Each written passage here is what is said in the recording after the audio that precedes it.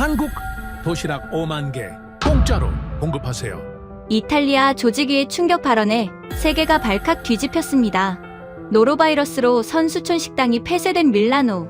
조직위는 책임을 지기는커녕 한국을 협박하기 시작했습니다. 단전과 단수, 그리고 가짜 뉴스까지 총동원하며 한국을 압박했죠. 한국 같은 나라에 절대 고개를 숙일 수 없다며 말입니다. 하지만 한국은 예상대로 움직여주지 않았습니다. 한국은 즉시 급식 부스를 폐쇄했고 굶주린 전 세계 선수단들이 폭발해버린 겁니다. 도저히 상황을 수습할 수 없던 이탈리아는 결국 한국에 무릎을 꿇었고 살려달라 애원할 수밖에 없었습니다. 도대체 무슨 일이 벌어진 걸까요? 밀라노를 뒤흔든 한국의 가차없는 결단, 지금 시작합니다. 2026년 밀라노 동계올림픽이 역사상 최악의 올림픽으로 기록됐습니다. 개막 사흘 만에 선수촌 식당이 폐쇄됐어요. 핀란드, 스위스 선수단이 줄줄이 쓰러졌죠. 노로바이러스였습니다. 그런데 정작 충격적인 건 따로 있었어요. 그 아수라장 한복판에서 딱 한 곳만 멀쩡했습니다. 한국이었어요. 밀라노 전체가 썩어가는데 한국 부스 앞에만 1km가 넘는 줄이 서 있었습니다. 도대체 어떻게 그게 가능했을까요? 저는 그걸 직접 목격한 사람입니다. 아니, 목격한 정도가 아니죠. 저야말로 그 지옥을 만든 장본인이었습니다. 제 이름은 마르코 로시. 밀라노 동계올림픽 조직위 식음료 총괄 국장이었습니다. 23년간 이탈리아 외식산업 정책을 주도해온 전문가라고 자부했죠. 그런 제가 지금 수갑을 차고 있습니다. 한국이라는 나라를 호구로 봤거든요. 그게 제 인생 최대의 실수였습니다. 2월 7일 토요일 오후 2시 상황실 모니터에 속보 자막이 떴습니다. 스위스 여자 아이스하키 선수 노로바이러스 확진, 핀란드전 연기. 직원 12명이 모니터를 올려다보고 있었어요. 아무도 말이 없었습니다. 전화벨이 먼저 터졌죠. 핀란드 선수단장 킴모였습니다. 로시, 우리 선수 4명이 화장실에서 나오질 못해. 구토가 멈추지 않는다고. 몰수패, 처리하면 IOC에 정식으로 고발하겠어. 킴모의 목소리가 스피커폰을 통해 상황실 전체에 울렸습니다. 직원들의 시선이 저한테 쏠렸어요. 저는 넥타이를 고쳐매며 수화기를 집어들었습니다. 킴모, 흥분하지 마. 너희 북유럽 애들이 지중해 음식에 적응을 못한 거 아닌가? 원래 위장이 약하잖아. 전화 너머로 킴모가 욕을 퍼부었지만 저는 신경 쓰지 않았습니다. 끊어버렸어요. 스위스든 핀란드든 약소국 단장 따위가 저한테 목소리를 높여봐야 달라질 건 없었으니까요. 문제는 그 다음이었습니다. 위생팀장 줄리아가 서류 뭉치를 들고 들어왔어요. 줄리아는 30대 초반의 실무진이었는데 이 친구가 평소에도 잔소리가 많았습니다. 국장님, 확인하셔야 할 게 있습니다. 천안분 회사 냉동차 3대가 전부 고장 났어요. 어젯밤부터 냉동 시스템이 꺼진 상태로 운행됐습니다. 해산물이 전부 녹았어요. 노로바이러스 원인이 거기일 가능성이 높습니다. 심장이 덜컥했습니다. 하지만 그 감정을 내보일 수는 없었어요. 직원들이 보고 있었으니까요. 저는 팔짱을 끼고 줄리아를 내려다봤습니다. 100도에 끓여서 내보내. 열 처리하면 세균 다 죽어. 더 보고할 거 있나? 줄리아의 입술이 파르르 떨렸습니다. 뭔가 더 말하고 싶어하는 게 보였어요. 하지만 저는 손을 저어 내쫓았습니다. 천암 회사 냉동차 문제가 알려지면 끝장이었거든요. 그 업체에 급식 독점권을 준 건 제 결제였습니다. 허가도 없는 회사였어요. 대신 천암은 매달 제 도박 빚을 갚아줬죠. 이건 절대 터지면 안 되는 뚜껑이었습니다. 그래서 저는 다른 쪽으로 눈을 돌렸습니다. 주방을 직접 점검하기로 했어요. 혹시 셰프들이 위생 절차를 빼먹은 건 아닌지 확인하려는 거였죠. 책임을 떠넘길 구실이 필요했으니까요. 지하 주방으로 내려가는 계단을 밟는 순간 이상한 냄새가 났습니다. 썩은 해산물 냄새가 아니었어요. 고소하고 매콤한 어디서 맡아본 듯한 냄새였죠. 주방 구석에 미슐랭 출신 수석 셰프 3명이 쪼그려 앉아 있었습니다. 제 발소리를 듣고 화들짝 놀라 뭔가를 등 뒤로 숨겼어요. 뭘 숨기는 거야? 제가 다가가서 확인하니까 바닥에 빨간 컵라면 용기와 하얀 플라스틱 밥 용기가 널려 있었습니다. 한글이 적혀 있었어요. 한국 컵라면과 즉석밥이었습니다. 이게 뭔가 설명해. 수석 셰프 파울로가 고개를 푹 숙인 채 말했습니다. 국장님, 재료가 썩었습니다. 냉동 해산물에서 냄새가 나요. 저희도 그걸로는 못 만듭니다. 차라리 이게 안전해서. 이탈리아 미식의 자존심이라는 미슐랭 셰프들이 조리대에서 한국 라면을 끓여 먹고 있었습니다. 제 관할 주방에서요. 분노가 치밀어 올랐습니다. 하지만 동시에 뒷목이 서늘해졌어요. 셰프들조차 제 주방에 재료를 거부하고 있다는 건 상황이 제가 생각한 것보다 훨씬 심각하다는 뜻이었으니까요. 저는 한마디도 하지 못하고 주방을 나왔습니다. 계단을 올라 복도 창문 앞에 섰어요. 밖을 내다봤죠. 조직이 공식 스토어가 보였습니다. 파리만 날리고 있었어요. 손님이 한 명도 없었습니다. 그런데 시선을 좀 더 멀리 옮기니까 저 너머로 빌라 네키 캄필료가 보였습니다. 코리아 하우스였죠. 그 앞에 1km가 넘는 줄이 구불구불 이어져 있었어요. 선수복을 입은 사람, 정장 차림의 외교관, 패딩을 입은 관중들까지 다들 한국 음식을 먹으려고 추위 속에 서 있었습니다. 주먹이 떨렸습니다. 내 식당은 문을 닫았는데 한국 부스는 장사가 폭발하고 있다니. 이건 모욕이었어요. 밀라노에서, 이탈리아 땅에서 아시아 음식이 우리를 이기고 있다니. 그때 전화가 울렸습니다. 로렌초 위원장이었어요.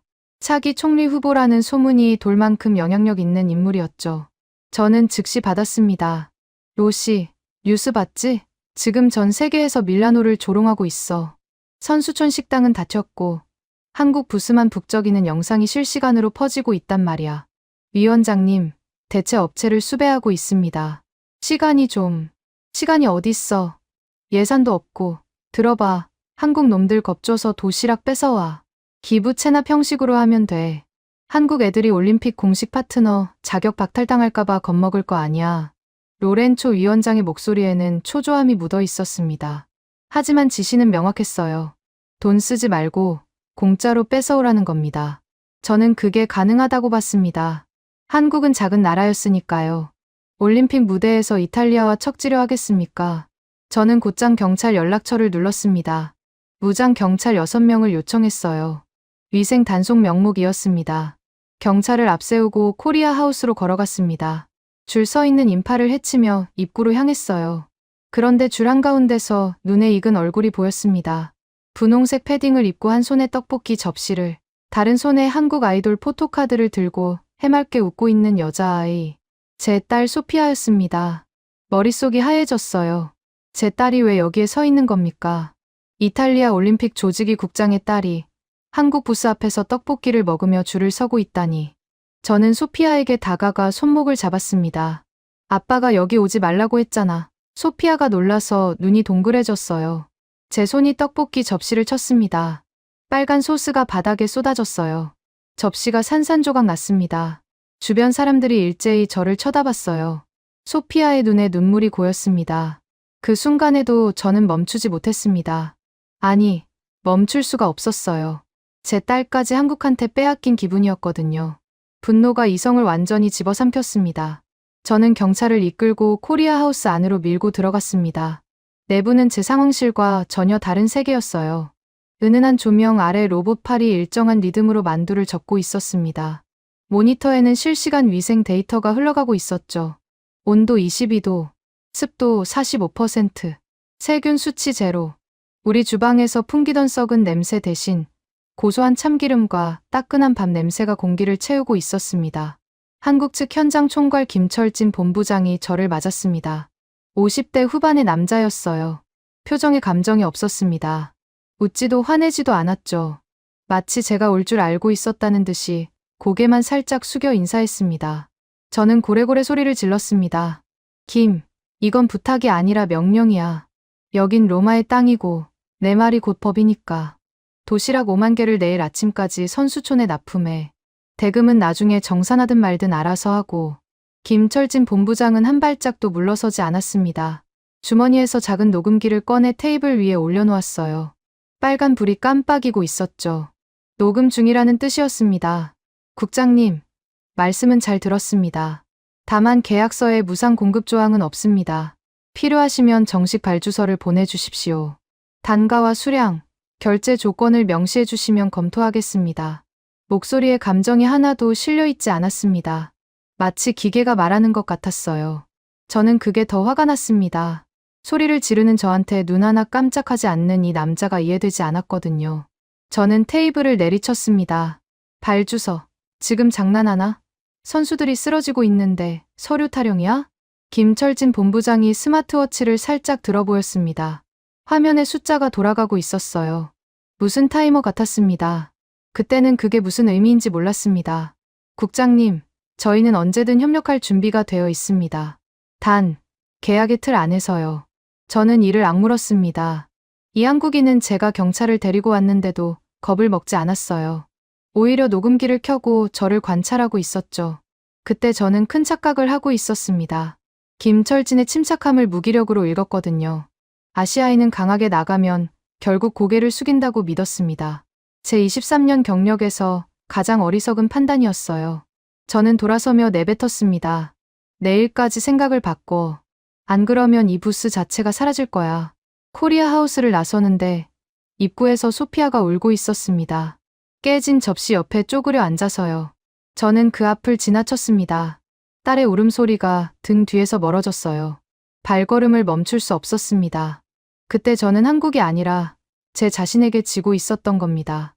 코리아 하우스에서 돌아온 저는 곧장 실행에 옮겼습니다. 김철진이 고분고분 도시락을 내놓을 리 없다는 건 알고 있었어요. 그렇다면 방법은 하나였죠.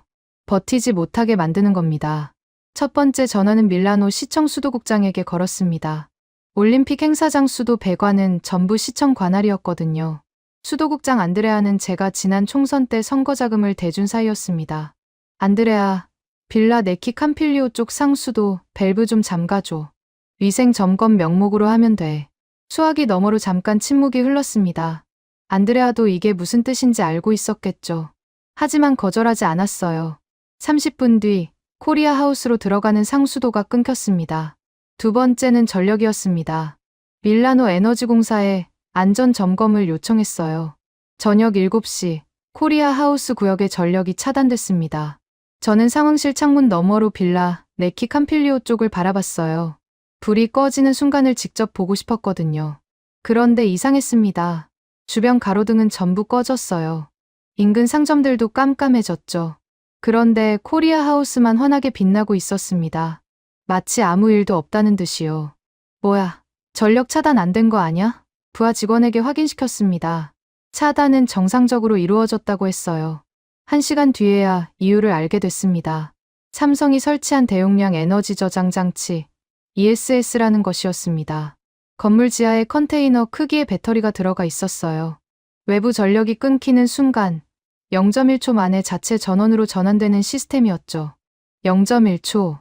저는 그 숫자를 듣고 멍해졌습니다. 우리 조직이 상황실은 정전되면 비상 발전기가 돌아오는데 3분이 걸렸거든요. 한국은 0.1초였습니다. 눈 한 번 깜빡이는 사이에 전력이 복구된다는 뜻이었어요. 전기를 끊어서 겁을 주겠다는 제 계획이 얼마나 유치했는지 그때 깨달았어야 했습니다. 하지만 저는 멈추지 않았어요. 오히려 더 약이 올랐습니다. 물도 안 통하고 전기도 안 통하니까 마지막 카드를 꺼냈죠. 식자재 납품로를 봉쇄해버렸습니다. 경찰차 4대를 코리아 하우스 문 앞에 세워놓고 테러 위협 대비 교통 통제라는 명목으로 모든 차량 진입을 차단했어요. 이건 확실할 거라고 생각했습니다. 아무리 배터리가 있어도 음식 재료가 없으면 요리를 할 수 없으니까요. 이틀만 버티면 한국은 백기를 들 수밖에 없었습니다. 그날 밤 저는 사무실에 앉아 코리아 하우스의 CCTV를 모니터로 지켜봤습니다. 정확히 말하면 조직이 보안 카메라에 잡히는 외곽 영상이었죠. 코리아 하우스 주변이 점점 조용해지는 게 보였어요. 납품 트럭이 오지 못하니까 물류가 멈춘 것 같았습니다. 저는 의자에 깊이 기대며 웃었어요. 거봐. 아무리 기술이 좋아도 밥은 하늘에서 떨어지지 않는다고. 11시쯤이었습니다. 부하 직원 마테오가 황급히 뛰어들어왔어요. 국장님, 선수촌 담장 쪽을 보셔야 합니다. 저는 마테오를 따라 선수촌 외곽으로 나갔습니다. 어두운 골목길을 걷는데 담장 모퉁이에서 웅성거리는 소리가 들렸어요. 손전등을 비추자 믿기 힘든 광경이 펼쳐졌습니다. 선수촌 담장에 사람 하나가 겨우 빠져나갈 만한 개구멍이 뚫려 있었어요. 그 구멍을 통해 선수들이 드나들고 있었습니다. 캐나다 스키 선수, 독일 루지 선수, 심지어 프랑스 피겨 코치까지. 이 사람들이 코리아 하우스 쪽에서 받아온 비닐봉지를 안고 담장을 넘어오고 있었죠. 비닐봉지 안에는 한국 만두, 김밥, 햇반이 들어 있었습니다. 그리고 그 반대편에선 올림픽 기념 배지와 한정판 핀을 건네주고 있었어요. 물물 교환이었습니다. 한국 만두 한 봉지에 올림픽 공식 핀 3개, 햇반 2개에 각국 선수단 한정 배지 하나, 담장 구멍을 사이에 두고 암시장이 형성된 겁니다. 캐나다 선수가 김이 모락모락 나는 만두를 한 입 베어 물며 동료에게 말했습니다. 이거 하나 때문에 담장을 넘었는데 인생 최고의 결정이야. 저는 그 말을 듣고 주먹을 불끈 쥐었습니다. 올림픽 선수들이 담장 개구멍으로 밀수를 하고 있었어요. 그것도 한국 음식을 구하려고요. 제 관할 구역에서 벌어지는 일이었습니다. 이건 수치였어요. 밀라노의 수치가 아니라 마르코 로시 개인의 수치였습니다. 저는 경비팀에게 그 구멍을 즉시 막으라고 지시했습니다. 하지만 속으로는 알고 있었어요. 구멍을 하나 막으면 다른 곳에 2개가 뚫릴 거라는 거요. 굶주린 사람은 벽도 뚫는 법이니까요.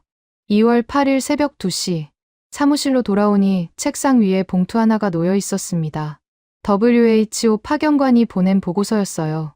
제가 자리를 비운 사이 줄리아 팀장이 받아놓은 것 같았습니다. 봉투를 열어봤죠. 첫 페이지 요약문에 굵은 글씨로 적혀 있었습니다. 현재 밀라노 올림픽 시설 중 국제 위생 기준을 충족하는 곳은 한국 운영구역이 유일하다. 나머지 내용은 읽지 않았습니다.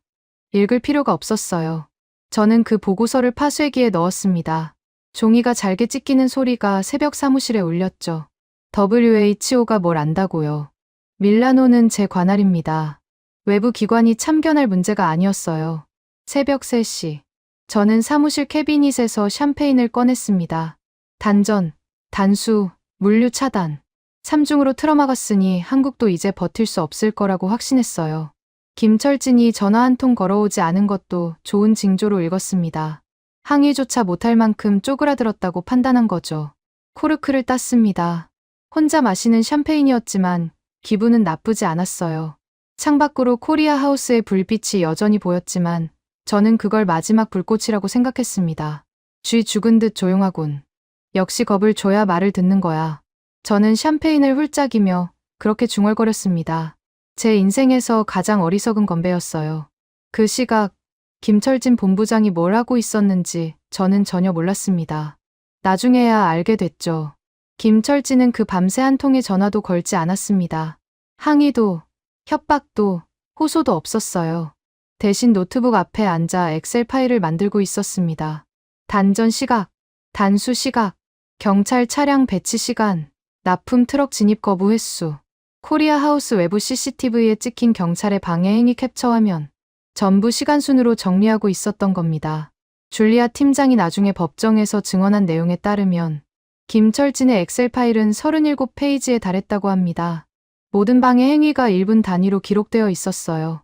저는 한국의 침묵을 굴복으로 읽었지만 실제로는 정반대였습니다. 김철진은 굴복한 게 아니라 증거를 쌓고 있었던 겁니다. 저는 그걸 몰랐어요. 아니, 알려고 하지 않았습니다. 제가 보고 싶은 것만 봤죠. 적이 조용하면 이겼다고 착각하는 게 무능한 장군의 전형이라는 걸 그때는 깨닫지 못했습니다. 새벽 4시, 샴페인 한 병을 비우고 소파에 누웠습니다. 내일이면 김철진이 무릎을 꿇고 찾아올 거라고 믿으며 눈을 감았어요. 코리아 하우스의 불빛이 커튼 사이로 새어 들어왔지만 저는 그게 신경 쓰이지 않았습니다. 그 불빛이 제 무덤을 파는 삽질의 리듬이었다는 걸 알았더라면 저는 그 밤 잠들지 못했을 겁니다. 2월 8일 일요일 오전 9시. 저는 사무실 소파에서 눈을 떴습니다. 목이 뻣뻣했어요. 샴페인 병이 바닥에 굴러다니고 있었죠. 셔츠는 구겨질 대로 구겨져 있었습니다. 거울을 볼 엄두가 나지 않았어요. 세수를 하려고 수도꼭지를 틀었는데 물이 나왔습니다. 당연하죠. 제 사무실 수도는 안 끊었으니까요. 한국한테만 끄는 겁니다. 그 사실이 새삼 떠오르자 입꼬리가 올라갔어요. 찬물로 얼굴을 씻고 넥타이를 새로 매면서 생각했습니다. 오늘쯤이면 김철진이 백기를 들고 찾아올 거라고요. 10시쯤 비서가 노크를 했습니다. 국장님, 한국 측 김철진 본부장이 면담을 요청했습니다. 지금 로비에 와 있습니다. 거봐요. 제 예상이 맞았습니다. 하룻밤 사이에 물도 전기도 식자재도 끊겼으니 아무리 배짱이 두둑한 한국인이라도 버틸 재간이 없었던 겁니다. 저는 일부러 20분을 더 기다리게 했어요. 기다리는 시간이 길어질수록 상대방의 기세가 꺾이는 법이니까요. 커피를 한 잔 내려 마시고 서류를 정리하는 척 하다가 비서에게 말했습니다. 들여보내. 문이 열렸습니다. 김철진 본부장이 들어왔어요. 어제와 똑같은 남색 양복이었습니다. 구김 하나 없었어요. 넥타이 매듭도 정확했고 구두도 반들반들했습니다. 하룻밤 사이에 단전과 단수를 당한 사람의 행색이 아니었죠. 그 모습을 보는 순간 뭔가 찝찝한 기분이 스쳤습니다. 하지만 저는 일부러 다리를 책상 위에 올려놓고 의자를 뒤로 젖혔어요. 항복하러 왔나? 앉아. 김철진은 앉지 않았습니다. 서 있는 채로 저를 내려다봤어요. 표정이 없었습니다. 어제 제가 고래고래 소리를 질렀을 때와 똑같은 얼굴이었죠. 화가 난 것도 아니고 겁먹은 것도 아니고 그냥 아무것도 없었습니다. 그 무표정이 저를 불편하게 만들었어요. 김철진이 겨드랑이에 끼고 있던 서류 봉투를 꺼냈습니다. 두툼했어요. 손가락 두 마디는 될 두께였습니다. 그걸 제 책상 위에 조용히 내려놓았어요. 툭 하는 소리가 사무실에 울렸습니다. 봉투 표지에 한글과 이탈리아어, 영어가 병기되어 있었습니다. 제목을 읽는 순간 올려놓았던 다리가 저도 모르게 내려왔어요. 운영 방해에 따른 계약 위반 통지서. 저는 봉투를 집어 들었습니다. 첫 장을 넘겼어요. 빼곡하게 항목이 나열되어 있었습니다. 첫째, 코리아 하우스에 대한 모든 운영 방해 행위를 즉시 중단할 것. 둘째, 밀라노 조직이 명의로 공식 사과문을 게재할 것. 셋째, 미지급 대금 및 운영 방해로 인한 피해 보상을 완료할 것. 이행 기한은 2026년 2월 9일 오전 9시. 저는 코웃음을 쳤습니다. 종이 한 장으로 저를 협박하겠다는 겁니까? 밀라노에서 이탈리아 관료를 상대로요. 김, 이딴 종이 조각이 무슨 소용인지 모르겠군. 너희가 아무리 서류를 만들어봐야 여기는 이탈리아야. 내 관할이라고. 저는 봉투를 양손으로 잡았습니다. 찢어버릴 생각이었어요. 한국인 앞에서 찢어서 바닥에 뿌리면 그게 가장 확실한 메시지가 될 거라고 생각했죠. 손에 힘을 줬습니다. 국장님.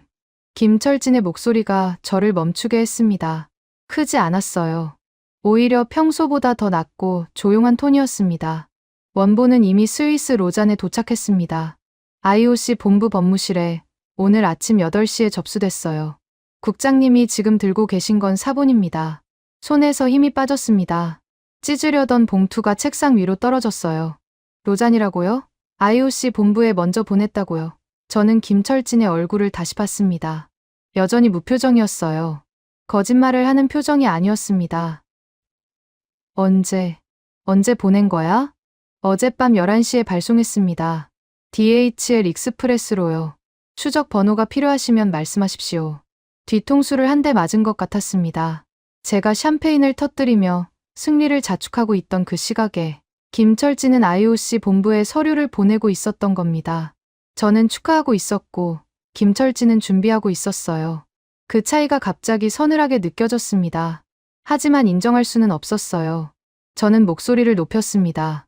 그래서 IOC가 너희 편을 들 것 같아. 개최국은 이탈리아야. IOC가 우리한테 뭘 어쩌겠어. 김철진이 왼쪽 손목을 들어 올렸습니다. 스마트워치 화면이 저를 향했어요. 검은 배경에 하얀 숫자가 돌아가고 있었습니다. 시간, 분, 초. 카운트다운이었죠.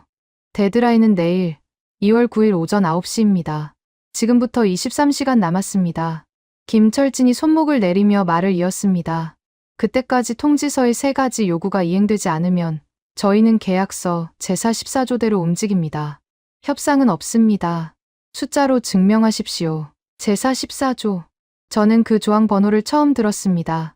계약서가 몇백 페이지짜리인데 제가 그걸 다 읽었을 리가 없죠. 솔직히 말하면 계약서에 도장을 찍을 때 첫 페이지와 마지막 페이지만 봤습니다. 가운데 수백 페이지는 넘겼어요. 어차피 한국이 의리였으니까 불리한 조항이 있어봤자 우리한테 문제될 건 없다고 생각했거든요.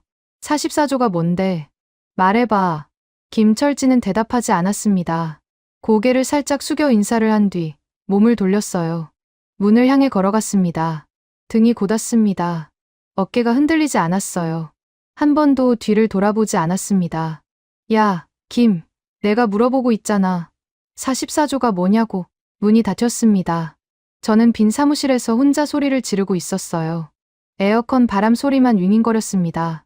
찜찜했습니다. 배 속에 돌덩이가 들어앉은 것처럼 묵직했어요.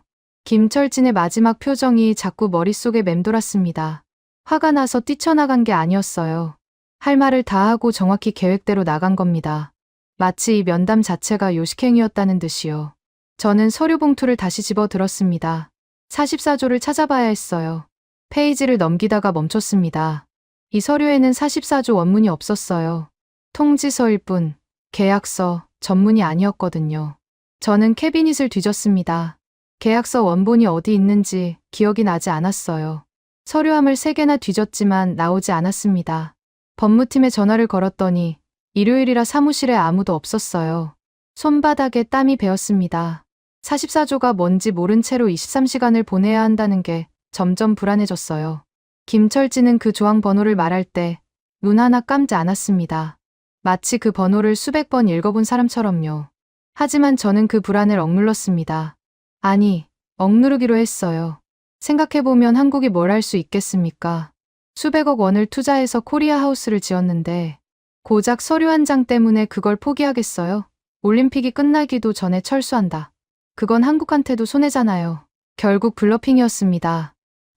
허세, 허풍, 아시아인들이 잘 쓰는 수법이죠. 저는 스스로를 그렇게 납득시켰습니다. 그리고 이건 나중에야 안 사실입니다만 김철진 본부장이 제 사무실을 나서면서 복도에서 박영수 변호사에게 전화를 걸었다고 합니다. 딱 한마디였어요. 예정대로. 박영수 변호사는 그 전화를 받고 44조 발동 서류에 최종 서명을 했다고 합니다. 김철진이 제 사무실에 들어오기 전에 이미 모든 준비가 끝나 있었던 겁니다. 면담은 절차였어요. 마지막으로 기회를 한 번 주는 절차. 저는 그 기회를 발로 걷어찼습니다. 발로 찬 줄도 모른 채요. 오후가 되자 하늘이 흐려졌습니다. 밀라노의 2월 하늘은 원래 잿빛이에요. 저는 창가에 서서 코리아 하우스 쪽을 바라봤습니다. 불빛은 여전했어요. 어젯밤 단전을 시켰는데도 꿈쩍하지 않는 저 불빛이 처음으로 위협적으로 느껴졌습니다. 스마트워치의 카운트다운이 자꾸 눈앞에 아른거렸어요. 23시간, 22시간, 21시간, 숫자가 줄어들고 있었습니다. 저는 그 숫자를 머릿속에서 지우려고 했지만 지울 수가 없었어요. 김철진의 마지막 말이 귓가에서 떠나지 않았습니다. 협상은 없습니다. 그 한마디가 제 위장을 조여왔습니다. 협상이 없다는 건 양보도 없다는 뜻이었으니까요. 2월 8일 오후 1시, 저는 책상 앞에 앉아 손톱을 물어뜯고 있었습니다. 44조가 뭔지 여전히 모르는 상태였어요. 법무팀 직원 3명에게 전화를 돌렸지만 일요일이라 한 명만 겨우 잡았습니다. 그 직원도 계약서, 원본은 사무실 금고에 있어서 내일 출근해야 확인 가능하다고 했어요. 내일이면 늦습니다. 데드라인이 내일 아침 9시니까요. 불안이 가슴팍을 짓눌렀습니다. 하지만 저는 불안할수록 공격적으로 변하는 인간이에요. 가만히 앉아서 당하고 있을 수는 없었습니다.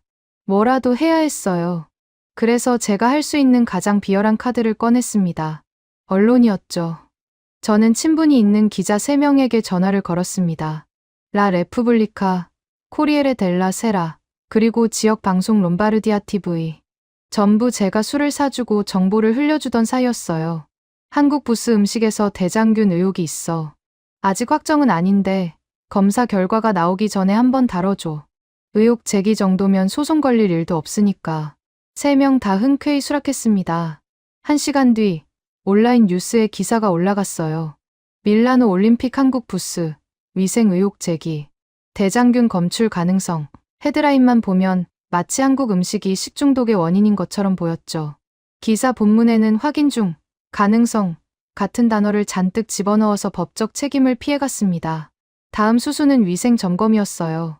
밀라노 보건당국에 긴급 위생 조사를 요청했습니다. 올림픽 기간 중 식품 안전 확보를 위한 정기 점검이라는 명목이었지만 실상은 한국을 괴롭히기 위한 쇼였죠. 보건당국 검사관 4명이 흰색 방호복을 입고 코리아 하우스에 들이닥쳤습니다. 저도 뒤따라갔어요. 검사관들이 들어가서 한국 주방을 뒤집어 놓는 모습을 직접 보고 싶었거든요. 코리아 하우스 정문을 통과했습니다. 어제 제가 행패를 부렸던 바로 그 장소였어요. 검사관들이 주방 구역으로 들어가자 한국 직원 하나가 막아섰습니다. 20대 후반의 젊은 여직원이었어요. 이름표에 이수연, 위생관리팀이라고 적혀 있었습니다. 잠깐만요. 방호복 위에 저희 멸균 가운을 추가로 착용해 주셔야 합니다. 외부 오염원 차단 절차입니다. 검사관들이 어리둥절한 표정을 지었습니다. 자기들이 검사하러 왔는데 오히려 검사를 당하고 있는 꼴이었으니까요. 하지만 이수연이라는 직원은 양보하지 않았어요. 멸균 가운 내 벌과 장갑, 신발 커버까지 나눠준 뒤에야 주방 입장을 허락했습니다.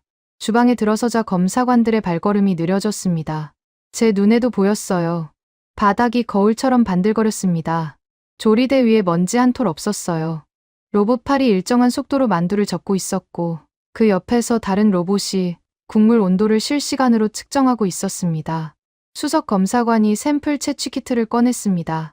조리대, 칼, 도마, 식재료 표면을 닦아서 세균 배양 검사를 하려는 거였죠. 한국 직원들은 전혀 당황하지 않았어요. 오히려 기다렸다는 듯이 주방 한쪽 벽면에 대형 모니터를 켰습니다. 화면에 실시간 데이터가 쏟아졌습니다. 조리구역별 세균 수치, 식재료 입고 시간과 보관, 온도 이력, 조리 도구 살균 주기, 공기 중 미생물 농도까지 모든 항목 옆에 초록색 정상 표시가 떠 있었어요.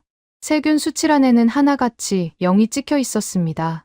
수석 검사관이 모니터를 올려다보다가 고개를 돌려 저를 봤습니다. 그 눈빛에 당혹감이 가득했어요. 저한테 말하진 않았지만 표정이 말하고 있었습니다. 여기서 뭘 찾으라는 겁니까? 그래도 절차는 밟아야 했죠. 검사관들이 샘플을 채취하고 조리시설을 점검하는 동안 이수연이 태블릿을 들고 따라다니며 모든 과정을 영상으로 기록했습니다. 검사관이 칼을 집으면 그 칼의 살균 기록을, 냉장고를 열면 그 냉장고의 24시간 온도 변화 그래프를 즉시 화면에 띄워 보여줬어요. 마치 검사를 받는 게 아니라 검사관을 교육시키는 것 같았습니다. 30분 뒤 수석 검사관이 저한테 다가왔습니다. 목소리를 낮췄어요. 국장님, 솔직히 말씀드리겠습니다. 여기서는 아무것도 나오지 않을 겁니다. 제가 20년간 식품 위생 검사를 해왔는데 이 수준의 시설은 병원 수술실에서도 본 적이 없습니다. 저는 이를 악물었습니다. 그래도 보고서는 써야 하지 않나. 의혹 있음 정도로 적어줘. 검사관이 고개를 저었습니다. 단호했어요. 데이터가 깨끗한데 의혹을 적으면 그건 허위 보고입니다. 제 면허가 날아갑니다. 국장님, 저는 더 이상 밀어붙일 수 없었습니다. 검사관들이 코리아 하우스를 나서는데 이수연이 출구에서 봉투 하나를 건넸어요. 혹시 비교가 필요하실까봐 이탈리아 선수촌 식당의 최근 위생 데이터도 정리해뒀습니다. 공개된 자료로만 구성한 거예요. 수석 검사관이 봉투를 열어봤습니다. 이탈리아 선수촌 식당의 세균 수치가 적혀 있었어요. 기준치의 3배를 초과하는 항목이 8개였습니다. 검사관의 얼굴이 붉어졌어요. 저는 그 봉투를 낚아챘습니다. 이건 내가 가져간다. 코리아 하우스를 나오는데 입구에 외국 기자들이 모여 있었습니다. 제가 뿌린 대장균 의혹 기사를 보고 취재하러 온 거였죠. 그 사이에서 유로스포츠의 독일 기자 한스가 보였습니다. 한스는 올림픽 전문 기자로 업계에서 꽤 이름이 알려진 사람이었어요. 한스가 제 보도자료 출력물을 양손에 들고 있었습니다. 저와 눈이 마주쳤어요. 한스가 천천히 그 종이를 구겼습니다. 공처럼 뭉쳐서 입구 옆 쓰레기통에 정확히 집어넣었어요. 농구 자유투를 던지듯이요. 주변 기자들이 웃음을 터뜨렸습니다. 한스가 스마트폰을 꺼내 사진을 찍었습니다. 쓰레기통에 들어간 보도자료 사진이었어요. 그리고 SNS에 올렸죠. 캡션은 한 줄이었습니다. 쓰레기는 제자리에. 30분 만에 그 게시물이 2만 회 넘게 공유됐습니다. 댓글창이 폭발했어요. 밀라노 조직위가 한국 음식에 누명을 씌우고 있다. 진짜 세균투성이는 이탈리아 식당이다. 로시를 해임하라. 제가 쏜 화살이 부메랑이 되어 정확히 제 이마에 박혔습니다. 사무실로 돌아오니 로렌초 위원장에게서 전화가 와 있었어요. 받자마자 고함이 터졌습니다. 로시, 미쳤어? 가짜 뉴스가 뒤집혔잖아. 지금 전 세계가 우리를 비웃고 있어. 내가 언론 플레이를 하라고 했지. 자살 쇼를 하라고 한 게 아니야. 저는 변명할 말이 없었습니다. 전화를 끊고 의자에 주저앉았어요. 머리가 지끈거렸습니다. 뭘 해도 안 되고 있었어요. 단전도, 단수도, 언론 공작도 전부 실패했습니다. 한국은 단 한 번도 흔들리지 않았어요. 그때 사무실 문이 벌컥 열렸습니다. 안에 프란체스카가 서 있었어요. 소피아를 데리러 온 거였습니다. 소피아가 어제 제가 떡볶이를 엎어버린 뒤로 울다 지쳐 잠들었다면서 집에 안 오고 아내 차에서 잤다고 했어요. 마르코, 소피아한테 대체 무슨 짓을 한 거야? 아이가 밤새 울었어. 저는 대답 대신 프란체스카의 손에 들린 쇼핑백에 시선이 갔습니다. 하얀 쇼핑백이었어요. 로고를 보는 순간 심장이 멎는 줄 알았습니다. 한글이었어요. 한국 화장품 브랜드였습니다. 그게 뭐야? 프란체스카가 쇼핑백을 등 뒤로 숨겼습니다. 하지만 이미 늦었죠. 세일이길래 좀 샀어. 요즘 밀라노 여자들 사이에서 난리잖아. 수분크림이 정말. 당신 미쳤어. 적군의 물건을 사와? 제 목소리가 갈라졌습니다. 아내가 눈을 동그랗게 뜨고 저를 봤어요. 적군. 마르코, 화장품이 무슨 적군이야. 당신 요즘 좀 이상해. 프란체스카는 고개를 절레절레 흔들며 나가버렸습니다. 딸에게 떡볶이를 먹지 말라 소리치고, 아내에게 화장품을 사지 말라 소리치고, 제 가족조차 한국의 편이었어요. 아니, 편을 든 게 아니라 한국 제품이 그만큼 좋았던 겁니다. 하지만 그때 저는 그걸 인정할 여유가 없었습니다. 오후 5시, 상황이 더 나빠졌습니다. 각국 선수단장들이 연명으로 조직위에 공식 항의서를 보냈어요. 미국, 캐나다, 독일, 호주, 일본, 14개국이었습니다. 선수촌 급식이 정상화되지 않으면 내일 경기를 보이콧하겠다. 보이콧. 그 단어가 제 머리를 때렸습니다. 올림픽에서 경기 보이콧이 터지면 그건 개최국의 치명적인 흉터가 됩니다. 이탈리아 올림픽 역사에 영원히 기록될 5점이에요. 로렌초 위원장이 또 전화를 걸어올 게 뻔했습니다. 밤 9시. 데드라인까지 12시간이 남았습니다. 저는 결국 전화기를 들었어요. 김철진의 번호를 눌렀습니다. 자존심이고 뭐고 없었습니다. 3번 울린 뒤 김철진이 받았어요. 여보세요. 담담한 목소리였습니다. 마치 아무 일도 없다는 듯이요. 나 로시야. 들어봐. 우리 좀 대화를 하자. 전기는 다시 켜줄게. 수도도 원래대로 하고. 대신 도시락 단가를 좀 조정하자. 50%만 깎아줘. 응. 서로 윈윈하는 거야. 전화기 너머로 짧은 침묵이 흘렀습니다. 김철진이 숨을 쉬는 소리가 들렸어요. 그리고 한마디가 돌아왔습니다. 원칙대로 합니다. 끊겼습니다. 통화 종료음이 귓속에서 울렸어요. 저는 전화기를 내려다봤습니다. 화면에 통화 시간이 떠 있었어요. 23초. 23초짜리 통화였습니다. 제가 비굴하게 흥정을 시도하는데 23초. 김철진이 거절하는데 3초. 그 차이가 제 위치를 정확히 보여주고 있었습니다. 저는 이미 을이었어요. 을이면서 갑인 척하고 있었던 겁니다. 전화기를 책상 위에 내려놓았습니다. 손이 떨리고 있었어요. 창밖은 이미 어두웠습니다. 밀라노의 밤하늘에 구름이 낮게 깔려 있었고 코리아 하우스의 불빛만 유난히 밝았어요. 12시간. 12시간 뒤면 뭔가가 터집니다. 저는 캐비닛에서 위스키를 꺼냈습니다. 어젯밤은 승리의 샴페인이었는데 오늘 밤은 패배의 위스키였어요. 한 모금을 삼키는데 위스키의 쓴맛이 유독 혀끝에 오래 남았습니다. 2월 9일 월요일 오전 7시. 저는 사무실 소파에서 또 잠이 들었다가 전화벨 소리에 깼습니다. 위스키 병이 반쯤 비어 있었어요. 머리가 깨질 것 같았습니다. 전화를 받으니 비서 목소리가 다급했어요. 국장님, 각국 선수단장들이 조직위 건물 앞에 모여 있습니다. 미국, 캐나다, 호주 단장이 직접 왔어요. 기자들도 50명 넘게 몰렸습니다. 시계를 봤습니다. 데드라인까지 2시간. 어젯밤 위스키에 절여진 머리로는 아무 생각도 나지 않았어요. 하지만 가만히 앉아 있을 수는 없었습니다. 뭐라도 해야 했어요. 저는 양복을 갈아입고 세수를 했습니다. 거울 속 제 얼굴이 사흘은 못 잔 사람 같았어요. 눈 밑이 퀭했고 입술이 갈라져 있었습니다. 저는 비서에게 전화를 걸었습니다. 김철진이랑 한국 법무팀을 긴급 호출해. 조직위 3층 회의실로. 30분 안에. 제가 먼저 불렀습니다. 어제까지 한국을 무시하던 제가 오늘은 제 발로 회의를 요청한 겁니다. 자존심이 바닥을 쳤어요. 하지만 데드라인이 코앞이었고 44조가 뭔지도 모르는 상태에서 9시를 맞이할 수는 없었습니다. 뭐가 됐든 시간을 끌어야 했어요. 협상 테이블에 앉히기만 하면 데드라인을 연장시킬 수 있다고 생각했거든요. 오전 7시 40분. 회의실 문이 열렸습니다. 김철진 본부장이 먼저 들어왔어요. 그 뒤로 양복을 입은 남자가 하나 더 따라왔습니다. 40대 초반으로 보였어요. 안경을 쓰고 검은 서류 가방을 들고 있었습니다.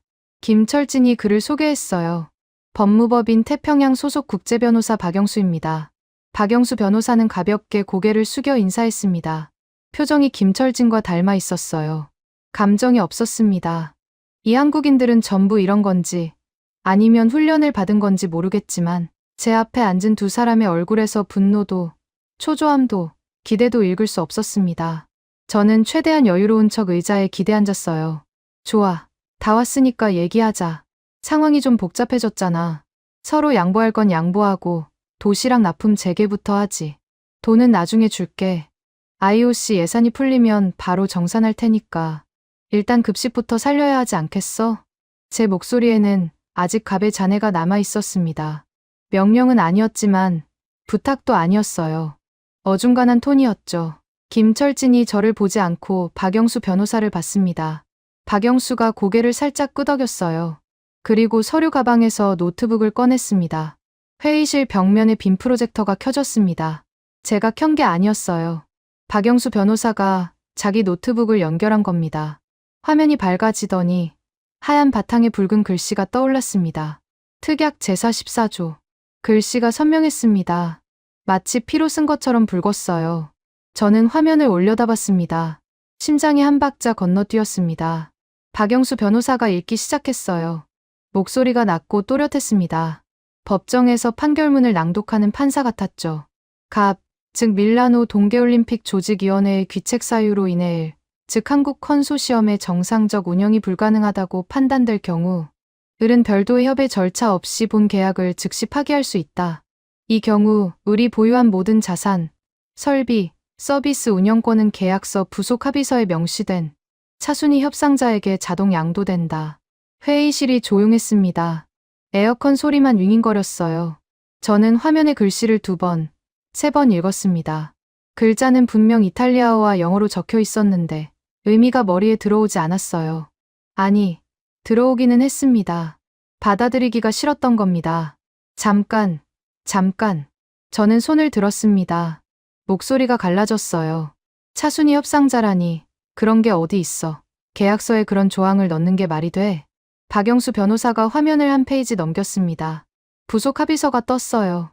하단에 서명란이 있었습니다. 서명이 되어 있었어요. 익숙한 필체였습니다. 제 서명이었습니다. 뇌가 멈추는 느낌이었습니다. 저는 의자에서 일어나 화면 앞으로 다가갔어요. 눈을 가늘게 뜨고 서명을 확인했습니다. 틀림없었어요. 마르코 로시, 날짜는 2025년 9월. 계약 체결 당시였습니다. 이건 내가 언제, 기억이 떠올랐습니다. 지난해 9월 한국 컨소시엄과 계약을 체결하던 날이었어요. 서류가 산더미였습니다. 수백 페이지에 달하는 계약서, 부속 합의서, 기술 사양서. 저는 법무팀 검토 없이 도장을 찍었어요. 한국 측이 계약 성사 축하금으로 건넨 봉투가 두툼했거든요. 그 돈으로 다음 주 도박 빚을 갚을 수 있었습니다. 서류 내용 따위는 안중에도 없었어요. 그때 제가 찍은 도장이 지금 제 목을 조르고 있었습니다. 차순위 협상자가 누구야? 대체 누구한테 넘어가는 거냐고 박영수 변호사가 대답하지 않았습니다. 대신 김철진 본부장이 왼쪽 손목을 들어 올렸어요. 스마트워치에 카운트다운이 돌아가고 있었습니다. 숫자가 1시간 20분을 가리키고 있었어요. 국장님, 지금 오전 7시 40분입니다. 저희가 통지서를 전달한 것이 어제 오전 10시였습니다. 24시간의 유예를 드렸고 국장님은 사과도, 운영방해 중단도, 미지급금 정산도 하지 않으셨습니다. 48시간의 기회를 국장님 스스로 발로 차신 겁니다. 48시간이라니, 통지서는 어제 줬잖아. 24시간이지. 2월 7일 저녁, 국장님이 코리아 하우스에서 무상 납품을 요구하며 물리적 위협을 가하셨습니다. 그 시점부터 계약 위반이 시작됐습니다. 24시간은 공식 통지 후의 최종 유예였을 뿐입니다. 저는 할 말을 잃었습니다. 2월 7일 토요일 저녁, 제가 경찰을 대동하고 코리아 하우스에 쳐들어가 고래고래 소리를 지르던 그 순간부터 김철진은 시계를 돌리고 있었던 겁니다. 저는 싸움을 시작했다고 생각했지만 김철진은 이미 끝을 준비하고 있었어요. 잠깐만. 돈은 줄게. 전액 줄게. 미지급금 전부. 손해배상도 할게. 전기도 수도도 다 원상복구 시킬 테니까 시간을 좀 더 줘. 제 목소리가 떨리고 있었습니다. 박영수 변호사가 서류 가방에서 또 다른 서류 뭉치를 꺼냈어요. 이번엔 노란색 파일이었습니다. 테이블 위에 조용히 내려놓았죠. 파일을 펼치자 숫자들이 빼곡하게 적혀 있었습니다. 계좌이체 내역, 날짜, 금액, 수취인 이름. 제 비자금 장부였습니다. 숨이 멎었어요. 식자재 예산에서 빼돌린 돈의 흐름이 1유로 단위까지 적혀 있었습니다. 처남 업체로 넘긴 독점 계약 대금, 도박장에서 긁은 카드 결제 내역, 로렌초 위원장에게 상납한 정치자금까지. 전부요. 이건 어디서?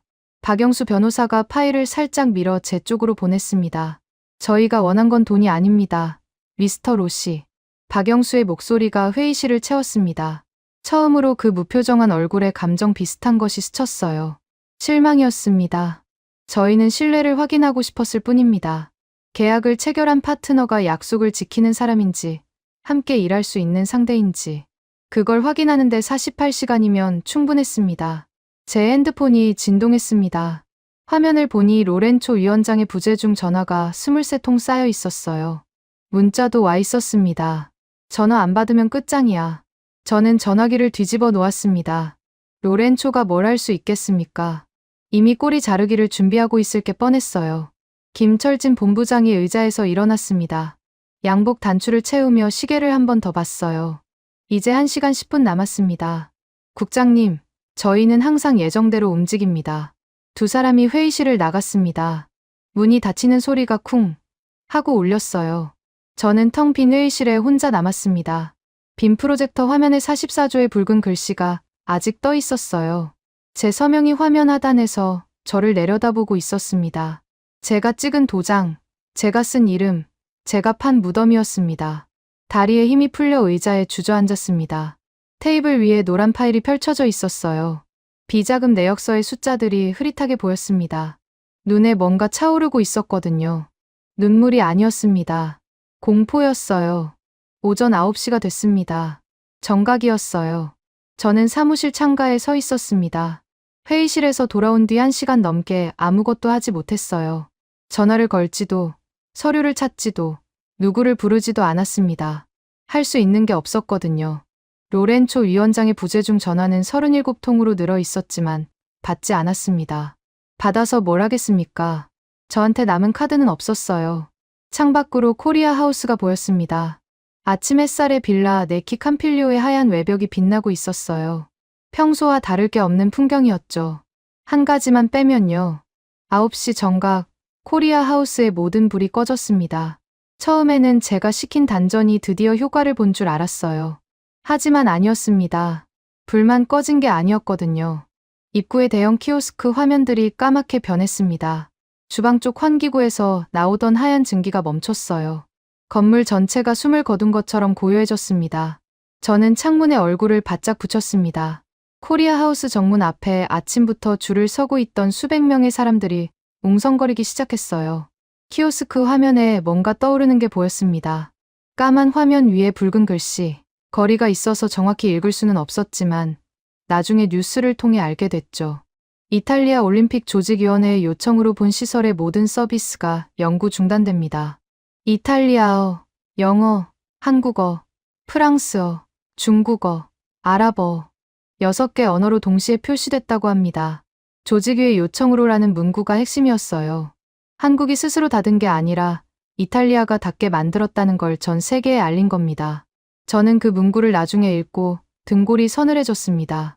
칼을 들이대지 않고도 사람을 죽일 수 있다는 걸 한국은 알고 있었어요. 5분이 지났습니다. 코리아 하우스 앞에 웅성거림이 고함으로 변했어요. 줄 서 있던 사람들이 밀고 당기기 시작했습니다. 누군가가 키오스크 화면을 손으로 두드렸어요. 당연히 반응이 없었죠. 아침을 굶고 달려온 선수들의 얼굴에 분노가 번지는 게 보였습니다. 밥 줘. 문 열어. 영어, 독일어, 프랑스어가 뒤섞인 고함이 거리에 울렸습니다. 저는 창문 너머로 그 광경을 내려다보며 자신도 모르게 혼잣말을 했어요. 설마 했는데 진짜로 닫아버렸어. 설마가 사람을 잡는다는 말이 있죠. 저는 끝까지 한국이 블러핑이라고 믿었습니다. 수백억 원을 쏟아부은 시설을 포기할 리 없다고요. 하지만 김철진은 경고한 대로 정확히 실행했습니다. 단 1초의 지체도 없이 9시 0분 0초에 전원을 내렸어요. 저는 이제야 깨달았습니다. 김철진이라는 사람은 협박을 하는 인간이 아니었어요. 예고를 하는 인간이었습니다. 협박과 예고의 차이가 뭔지 아십니까? 협박은 상대가 겁먹길 바라면서 하는 거고, 예고는 상대의 반응과 상관없이 실행하겠다는 뜻입니다. 비서가 뛰어들어왔습니다. 국장님, 각국 선수단이 폭동 직전입니다. 미국 단장이 IOC 긴급 회의를 소집한다고 합니다. 저는 대답하지 못했어요. 창밖에서 벌어지는 일이 점점 걷잡을 수 없이 커지고 있었거든요. 코리아 하우스 주방에서 일하던 이탈리아 현지 고용 셰프 안토니오가 뛰쳐나왔습니다. 흰 조리복을 입은 채로요. 손에 국자를 들고 있었어요. 안토니오는 정문 앞 군중을 향해 국자를 내던졌습니다. 쨍그랑 하는 소리가 울렸어요. 나도 안 해. 한국 시스템 없으면 나도 요리 못해. 조직이 주방으로 돌아가라고. 거긴 쓰레기통이야. 이탈리아 셰프가 자국 조직위를 쓰레기통이라고 부르고 있었습니다. 기자들의 카메라가 일제히 안토니오를 향했어요. 플래시가 터졌습니다. 안토니오의 발언은 30분 만에 전 세계 실시간 트렌드에 올랐죠. 군중의 시선이 바뀌기 시작했습니다. 처음에는 코리아 하우스를 향해 문 열어 을 외치던 사람들이 점점 방향을 돌렸어요. 그들의 시선이 제가 있는 조직이 본부 건물 쪽으로 향했습니다. 누군가가 외쳤어요. 한국이 닫은 게 아니야. 로시가 닫게 만든 거야. 그 한마디가 도화선이었습니다. 수백 명의 군중이 코리아 하우스 앞을 떠나 조직이 본부 건물로 몰려오기 시작했어요. 걸음이 빨라졌고 고함이 커졌습니다. 로시 나와. 로시 해임. 제 이름이 밀라노 거리에 메아리 쳤습니다. 저는 창문에서 한 발짝 물러섰습니다. 다리가 후들거렸어요. 물병이 날아왔습니다. 2층 창문 바로 아래 벽에 부딪혀 터졌어요. 물이 사방으로 튀었습니다. 돌멩이도 날아왔어요. 유리에 금이 갔습니다. 저는 본능적으로 몸을 숙였습니다. 전화벨이 울렸어요. 로렌초 위원장이었습니다. 이번엔 받을 수밖에 없었습니다. 로렌초, 상황이. 닥쳐, 로시. 고막이 찢어질 것 같았습니다. 로렌초의 목소리가 전화기 너머로 폭발했어요. 지금 RAI 뉴스에 내 이름이 대문짝만하게 나오고 있어. 한국이 셧다운했다는 속보가 전 세계로 퍼졌고 원인 제공자가 마르코 로시라고 박혀있단 말이야. 내가 책임지고 사퇴해. 기자회견 열고 개인적 일탈이었다고 말해. 난 모르는 일이야. 알겠어? 모르는 일. 사흘 전에 한국 놈들 겁줘서 뺏어와라고 지시한 사람이 지금 모르는 일이라고 합니다. 저는 수화기를 꽉 쥐었어요. 손가락 마디가 하얘졌습니다. 로렌초, 당신이 시켰잖아. 기부 체납으로 가져오라고. 돈 쓰지 말라고. 당신이. 증거 있어? 녹음했어. 문서 있어? 없었습니다. 로렌초는 전화로만 지시했고 서류로 남긴 건 하나도 없었어요. 전부 제 입으로 실행했고 제 이름으로 결제했습니다. 로렌초는 처음부터 저를 방패로 쓸 생각이었던 겁니다. 저는 그걸 이제야 알았어요. 오후 3시까지 사퇴 안 하면 내가 직접 해임 통보한다. 그리고 로시, 비자금 건 나도 알고 있어. 내가 순순히 나가면 묻어주겠지만 버티면 경찰에 넘길 거야. 전화가 끊겼습니다. 저는 전화기를 바닥에 내동댕이 쳤어요. 화면에 금이 갔습니다. 하지만 아무 느낌이 없었어요.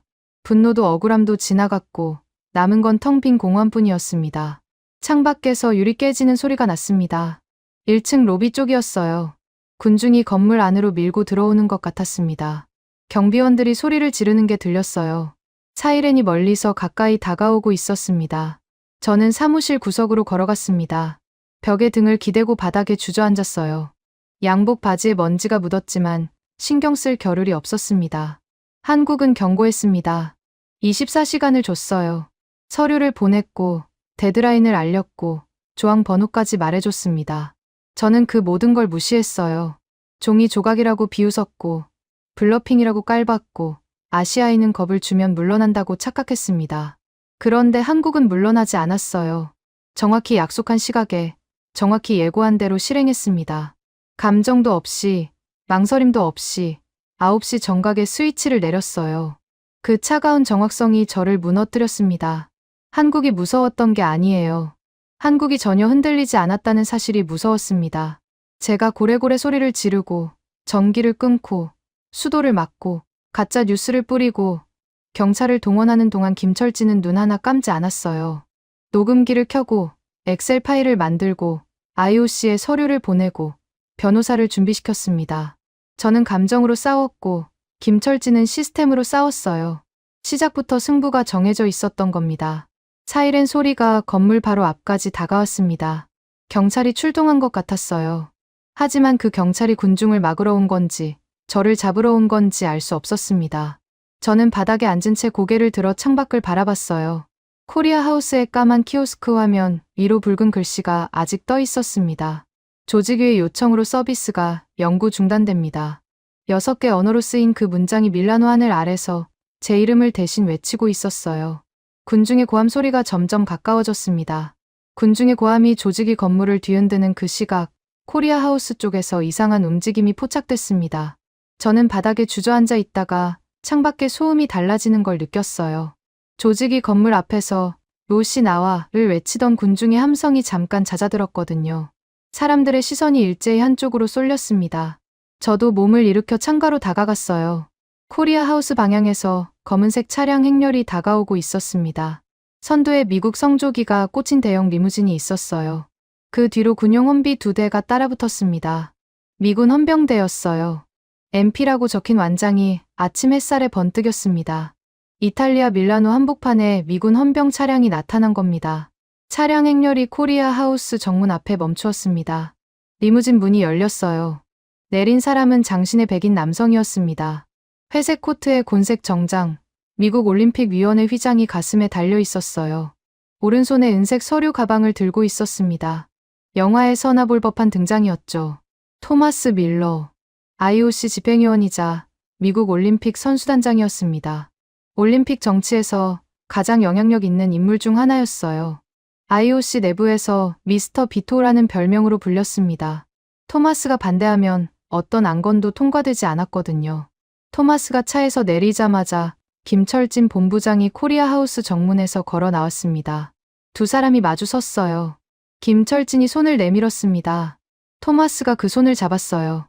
악수였습니다. 하지만 평범한 악수가 아니었습니다. 토마스가 왼손으로 김철진의 어깨를 두드렸어요. 친밀한 제스처였죠. 처음 만나는 사이에서 나올 수 있는 동작이 아니었습니다. 저는 창가에서 그 장면을 보며 이마에 식은땀이 흘렀습니다. 둘이 아는 사이였어요. 아는 정도가 아니라 이미 약속이 되어 있었던 겁니다. 토마스가 은색 서류 가방을 열었습니다. 안에서 서류 뭉치를 꺼내 김철진에게 건넸어요. 김철진이 서류를 확인하고 고개를 끄덕였습니다. 그리고 두 사람이 동시에 펜을 꺼냈어요. 리무진 보닛 위에 서류를 펼치고 서명을 했습니다. 계약 체결이었습니다. 코리아 하우스 정문 앞에서, 군중이 보는 앞에서, 기자들의 카메라가 돌아가는 앞에서 벌어진 일이었어요.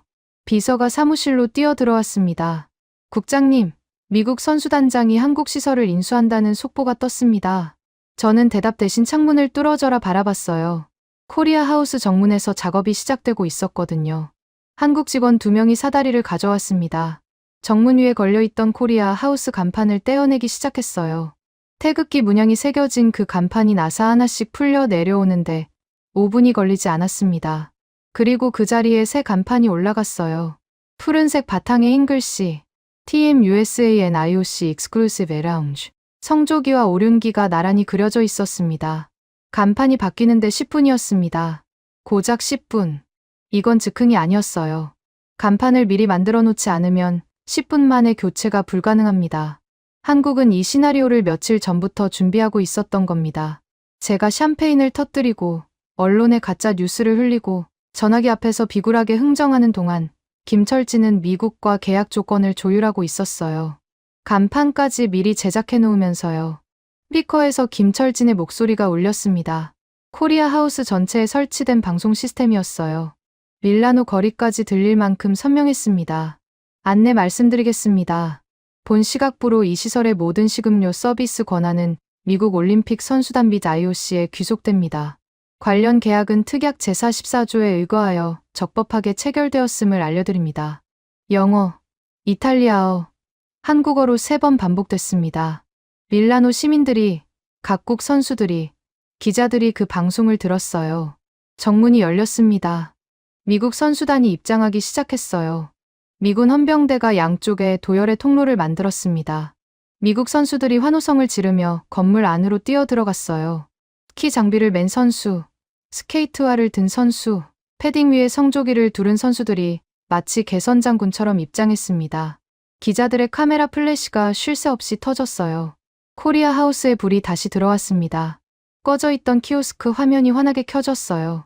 다만 화면에 뜬 건 더 이상 태극기가 아니었습니다. 성조기와 오륜기였죠. 주방의 로봇팔이 다시 움직이기 시작했고 고소한 참기름 냄새가 건물 밖까지 퍼져나왔습니다. 한국 음식이었어요. 메뉴는 그대로였습니다. 비비고 만두, 떡볶이, 햇반. 달라진 건 간판뿐이었어요. 한국이 만들고, 한국이 운영하고, 한국이 요리하되 주인은 미국이 된 겁니다. 토마스 단장이 정문 앞에서 즉석 기자회견을 열었습니다. 마이크 앞에 서자 기자들이 우르르 몰려들었어요.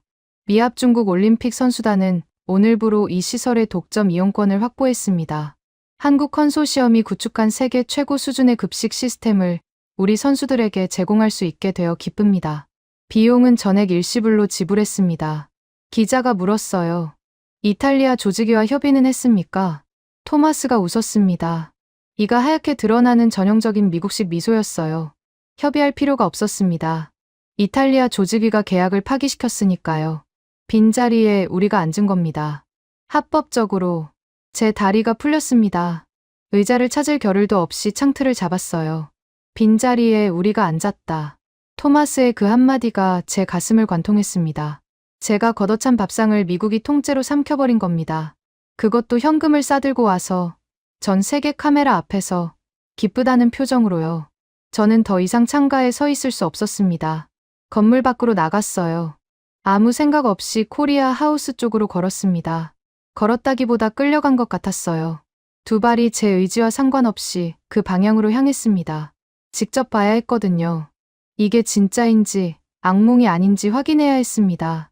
코리아 하우스 정문 앞에 도착했습니다. 새 간판이 머리 위에 걸려 있었어요. TM USA and IOC Exclusive Lounge. 파란색 글씨가 아침 햇살에 반짝였습니다. 미군 헌병 2명이 입구 양쪽에 서 있었어요. 저는 그 사이를 지나 안으로 들어가려 했습니다. 삐 경보음이 울렸습니다. 입구에 설치된 안면 인식 시스템이었어요. 카메라가 제 얼굴을 스캔한 겁니다. 화면에 붉은 글씨가 떠올랐습니다. AXS-D9 출입 금지. 사흘 전까지 이 건물의 운영을 총괄하던 식음료 국장이 지금은 문 앞에서 기계에 의해 거부당하고 있었습니다. 제 얼굴이 블랙리스트에 등록되어 있었어요. 한국 보안 시스템이 제 얼굴 데이터를 위협 인물로 분류한 겁니다. 헌병 하나가 제 앞을 가로막았습니다. 저는 밀어붙였어요. 비켜. 여기 내 관할이야. 이 건물은 밀라노 조직이 소유라고. 그때 뒤에서 목소리가 들렸습니다. Get out, 에머코. 토마스 밀러였습니다. 코트 주머니에 양손을 넣은 채 저를 내려다보고 있었어요. 토마스는 192cm의 장신이었습니다. 제가 고개를 들어야 눈이 마주쳤어요. 토마스, 이건 무효야. 조직이 승인 없이 시설을 인수할 수 없어. 국제법 위반이야. 토마스가 코트 안주머니에서 서류를 꺼냈습니다. 제 얼굴 앞에 펼쳐 보였어요. 마르코, 이건 내가 서명한 계약서야. 특약 44조. 조직위의 귀책 사유로 운영이 불가능할 시 차순위 협상자에게 권리가 자동 양도된다. 차순위 협상자는 미합 중국 올림픽 선수단이야. 내가 서명했어. 내 이름이 여기 적혀 있잖아. 서류 하단에 제 서명이 다시 눈에 들어왔습니다. 아까 회의실에서 봤던 바로 그 서명이었어요. 2025년 9월에 봉투 속 돈에 눈이 멀어 아무 생각 없이 찍은 그 도장이었습니다. 그때의 제가 오늘의 저를 죽인 겁니다. 토마스가 서류를 접어 다시 주머니에 넣었습니다. 그리고 헌병에게 고개를 끄덕였어요. 헌병 2명이 제 양쪽 팔을 잡고 입구에서 밀어냈습니다. 이탈리아 땅에서, 이탈리아 올림픽 시설 앞에서 미군 헌병에게 밀려나는 이탈리아 국장. 기자들의 카메라가 그 장면을 하나도 빠짐없이 담았어요. 저는 정문 바깥으로 밀려난 채 바닥에 주저앉았습니다. 코리아 하우스 안에서 미국 선수들의 환호성이 들렸어요. 한국 만두를 먹으며 웃고 떠드는 소리였습니다.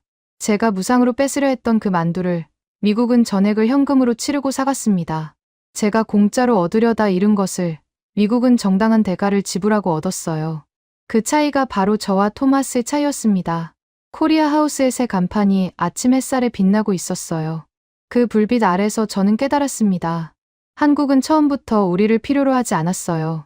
우리가 한국을 필요로 했던 겁니다. 그걸 몰랐던 건 밀라노에서 저 혼자뿐이었습니다. 오전 10시. 수갑이 채워졌습니다. 차가운 금속이 손목을 감싸는 순간 이상하게도 아무 감정이 없었어요. 분노도, 억울함도, 슬픔도 느껴지지 않았습니다. 텅 비어 있었어요. 사람이 정말 끝까지 몰리면 감정이 사라진다는 걸 저는 그때 처음 알았습니다. 밀라노 중앙경찰서 소속 형사 2명이 제 양팔을 잡고 조직이 건물 뒤편 주차장으로 끌고 나왔어요. 뒷문으로 빠져나간 건 정문 앞에 몰려있는 기자들을 피하기 위해서였죠. 하지만 소용없었습니다. 기자 서너 명이 이미 뒷문에서 기다리고 있었거든요. 플래시가 터졌습니다. 카메라 셔터 소리가 기관총처럼 연달아 울렸어요. 로시 국장, 식자재 예산 횡령 사실을 인정합니까? 노로바이러스 사태의 책임을 느끼십니까? 로렌초 위원장의 지시가 있었습니까? 저는 아무 대답도 하지 않았습니다. 할 수 없었어요. 형사가 제 머리를 눌러 호송차 뒷좌석에 밀어 넣었습니다. 철제 문이 쿵 하고 닫혔어요. 바깥 소리가 한꺼번에 잦아들었습니다. 호송차 내부는 좁고 어두웠어요. 철제 벤치가 양쪽에 놓여 있었고 작은 창문 하나가 전부였습니다. 그 창문으로 밀라노의 거리가 흘러가기 시작했어요. 호송차가 출발했습니다. 차체가 덜컹거렸어요. 밀라노의 도로가 원래 울퉁불퉁하긴 하지만 수갑을 찬 채로 느끼는 진동은 평소와 달랐습니다. 온몸이 흔들릴 때마다 수갑의 금속이 손목뼈에 부딪혔어요. 창문 너머로 밀라노 시내가 보였습니다. 환경미화원 파업은 여전했어요. 거리마다 쓰레기 봉투가 산처럼 쌓여 있었고 바람이 불 때마다 비닐봉지가 날아다녔습니다. 썩은 냄새가 호송차 안까지 스며들었어요. 이게 제가 관리하던 밀라노의 민낯이었습니다. 호송차가 코리아 하우스 근처를 지나갔어요. 우회할 수도 있었을 텐데 경찰이 일부러 이 길을 택한 건지 아닌지 모르겠습니다. 어쨌든 창문 너머로 빌라 네키 캄필리오가 또렷하게 보였어요. 코리아 하우스는 완전히 다른 세계가 되어 있었습니다. 정문에 Team USA and IOC Exclusive Lounge 간판 아래로 각국 선수들이 줄을 서고 있었어요. 미국 선수단뿐 아니었습니다. 캐나다, 호주, 독일 선수복도 보였어요. 토마스 단장이 미국 독점이라고 선언했지만 실제로는 IOC 명의도 함께 들어갔으니 다른 나라 선수들도 입장이 가능했던 모양입니다. 건물 내부에서 음악 소리가 흘러나왔어요. K-팝이었습니다. 선수들이 한국 만두를 먹으며 춤을 추고 있는 게 창문 너머로 언뜻 보였습니다. 웃음소리가 거리까지 퍼졌어요. 올림픽의 축제 분위기가 거기에만 살아 있었습니다. 쓰레기와 악취로 뒤덮인 밀라노 한복판에서 한국이 만든 공간만이 유일한 축제의 섬이었어요. 저는 창문에서 눈을 돌렸습니다. 정면을 바라봤어요. 호송차 칸막이 너머로 운전석이 살짝 보였습니다. 운전하는 경찰관의 오른손이 보였어요. 뭔가를 집어 입에 넣고 있었습니다. 작고 동그란 갈색 과자였어요. 한 입 빼어 물자 바삭한 소리가 났습니다. 경찰관이 옆에 앉은 동료에게 말했어요. 이거 먹어봤어? 한국 과자인데. 약과라고 하더라. 꿀맛이야. 동료 경찰관이 손을 내밀었습니다. 하나 줘봐. 바삭 하는 소리가 또 났어요. 동료 경찰관이 눈을 동그랗게 떴습니다. 이거 진짜 맛있네. 어디서 났어? 아까 코리아 하우스 앞에서 나눠주더라. 선수들한테 주는 건데 경찰한테도 하나씩 줬어. 저를 체포해서 호송하는 경찰관이 한국 과자를 먹고 있었습니다. 제 손목에 수갑을 채운 그 손으로요. 웃어야 할지 울어야 할지 모르겠더군요. 한국은 자기를 짓밟으려 한 나라의 경찰에게도 과자를 나눠주고 있었어요. 그 여유가, 그 넉넉함이 수갑 찬 제 손목보다 더 아팠습니다. 호송차가 신호에 걸려 멈추었습니다. 창문 밖으로 거리에 대형 전광판이 보였어요. 뉴스 속보가 흐르고 있었습니다. 화면이 둘로 나뉘어 있었어요. 왼쪽 화면에는 이탈리아 국기가 내려가는 그래픽과 함께 숫자가 떠 있었습니다. 밀라노 올림픽 관광 취소율 40% 급증, 호텔 환불 요청 폭주, 이탈리아 관광 산업이 실시간으로 무너지고 있었어요. 식중독과 셧다운 뉴스가 전 세계에 퍼지면서 밀라노 방문, 예정이던 관광객들이 줄줄이 취소 버튼을 누르고 있었습니다. 오른쪽 화면은 반대였어요. 한국 기업들의 주가 그래프가 치솟고 있었습니다. CJ, 삼성, 대상, 한국 컨소시엄에 참여한 기업들의 주가가 장 시작과 동시에 폭등했어요. 밀라노 올림픽에서 한국 급식 시스템의 우수성이 입증됐다는 분석이 나오면서 글로벌 투자자들이 매수에 나선 거였습니다. 화면 하단에 헤드라인이 흘렀습니다. 일몰의 로마, 일출의 서울. 어느 통신사가 붙인 제목인지 모르겠지만 그 8글자가 모든 걸 요약하고 있었어요. 이탈리아는 해가 지고 있었고 한국은 해가 뜨고 있었습니다. 그리고 그 일몰을 앞당긴 건 다름 아닌 저 마르코 로시였습니다. 호송차가 다시 출발했어요. 밀라노 중앙경찰서까지 15분 남짓 남아 있었습니다. 저는 흔들리는 차 안에서 수갑찬 손을 내려다봤어요. 사흘 전만 해도 이 손으로 테이블을 내리치며 내 말이 곧 법이다라고 외쳤습니다. 경찰을 대동하고 한국 부스에 쳐들어갔어요. 딸의 떡볶이 접시를 쳐서 엎었고 아내의 화장품 쇼핑백에 소리를 질렀습니다. 전기를 끊고 수도를 막고 가짜 뉴스를 뿌리고 식자재 반입을 차단했어요. 그 모든 공격에 한국은 단 한 번도 감정적으로 반응하지 않았습니다. 소리를 지르지 않았어요. 울지 않았어요. 항해 전화를 걸지 않았어요. 대신 녹음기를 켜고 엑셀 파일을 만들고 IOC에 서류를 보내고 변호사를 세우고 미국과 계약을 체결했습니다. 감정이 아니라 시스템으로 싸웠어요. 주먹이 아니라 서류로 이겼습니다. 호송차가 경찰서 근처에서 속도를 줄였어요. 그때 전화기가 울렸습니다. 아, 제 전화기는 압수당했죠. 앞좌석 경찰관의 무전기에서 소리가 나온 거였어요. 무전 내용이 들렸습니다. 선수촌 앞에 한국 측에서 구호 물품을 배달했다. 박스 200개. 내용물은 김치와 즉석밥이라고 한다. 수취인란에 이탈리아 선수단 여러분께라고 적혀 있다. 저는 귀를 의심했습니다. 한국이 이탈리아 선수들에게 음식을 보냈다고요? 자기들을 짓밟으려 한 나라의 선수들에게요? 나중에 뉴스를 통해 자세한 내용을 알게 됐습니다. 한국 컨소시엄이 코리아 하우스의 운영권을 미국에 양도한 뒤 남은 재고 중 일부를 따로 포장해서 선수촌 앞에 놓고 갔다고 합니다. 김치, 햇반, 비비고 만두, 약과. 박스마다 한글과 이탈리아어로 메모가 붙어 있었어요. 선수 여러분의 건강을 응원합니다. 보내는 사람 이름은 없었습니다. 한국 컨소시엄 로고만 작게 찍혀 있었어요. 코리아 하우스에서 쫓겨난 이탈리아 선수들이 그 박스를 열었을 때 선수촌 앞에서 울음이 터졌다고 합니다. 김치 냄새를 맡으며 무릎을 꿇고 코리아 하우스가 있는 방향을 향해 고개를 숙인 선수도 있었다고 해요. 한국은 이긴 뒤에도 진 사람을 짓밟지 않았습니다. 오히려 손을 내밀었어요. 돈을 받지 않고 이름을 남기지 않고 조용히 박스를 놓고 갔습니다. 저는 그 이야기를 들으며 호송차 안에서 고개를 떨궜어요. 눈이 뜨거워졌습니다. 제가 한국에게 한 짓을 떠올렸습니다. 공짜로 뺏으려 했어요. 겁을 줘서 굴복시키려 했습니다. 전기를 끊고 물을 막고 거짓말로 누명을 씌웠어요.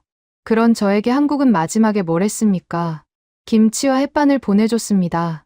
아무 조건 없이요. 저는 한국을 돈주머니로만 봤습니다. 올림픽 무대에서 이탈리아 앞에 고개 숙일 약소국이라고 깔봤어요. 겁을 주면 고분고분 따를 거라고 착각했습니다. 하지만 한국은 약소국이 아니었어요. 제가 전기를 끊었을 때 0.1초 만에 자체 전력을 가동한 나라입니다. 제가 물을 막았을 때 비상급수 시스템으로 버텨낸 나라예요. 제가 가짜 뉴스를 뿌렸을 때 실시간 데이터로 진실을 증명한 나라입니다. 제가 식자재를 차단했을 때 담장 너머로도 세계를 먹여 살린 나라예요. 저는 돈이 무기라고 생각했지만 한국이 쥐고 있던 진짜 무기는 돈이 아니었습니다. 신뢰와 실력이었어요. 우리가 잃어버린 것들이었습니다. 호송차가 경찰서 지하 주차장으로 들어갔습니다. 어두운 경사로를 내려가는데 창문 밖에 햇빛이 사라졌어요. 마지막으로 본 풍경은 먼 곳에서 빛나는 코리아 하우스의 불빛이었습니다. TMUSA라는 간판이 걸려 있었지만 저는 알고 있었어요. 저 안에서 돌아가는 모든 시스템은 한국이 만든 겁니다. 요리하는 로봇도, 위생 데이터를 관리하는 프로그램도, 0.1초 만에 전력을 전환하는 배터리도 전부요. 간판은 바뀌었지만 본질은 바뀌지 않았습니다. 한국이 만든 시스템 위에 세계가 올라탄 거예요. 그게 진짜 승리였습니다. 호송차가 멈추었습니다. 철제 문이 열렸어요. 형사가 제 팔을 잡고 내렸습니다. 지하 주차장의 형광등 불빛이 눈을 찔렀어요. 저는 고개를 숙인 채 걸었습니다. 발소리가 콘크리트 바닥에 울렸습니다. 제 구두 소리와 형사 2명의 군화 소리가 섞여 메아리쳤어요. 사흘 전 코리아 하우스에 경찰을 대동하고 걸어 들어갈 때의 발소리가 떠올랐습니다. 그때 저는 정복자의 걸음이었어요. 지금은 죄인의 걸음입니다. 철제 문 하나가 더 열렸습니다. 밝은 형광등 아래 긴 복도가 이어졌어요. 복도 끝에 유치장이 있었습니다. 저는 그쪽으로 끌려가면서 손목의 수갑이 어제 김철진의 스마트워치와 같은 무게라는 걸 느꼈어요. 김철진의 손목에는 카운트다운이 있었고 제 손목에는 수갑이 있었습니다. 같은 손목에서 시작된 사흘이 이렇게 다른 결말로 끝났습니다. 지금까지 여러분의 영원한 말동무, 감동을 더하다 였습니다. 세계를 놀라게 한 대한민국. 다음 영상에서도 계속됩니다. 좋은 하루 되세요.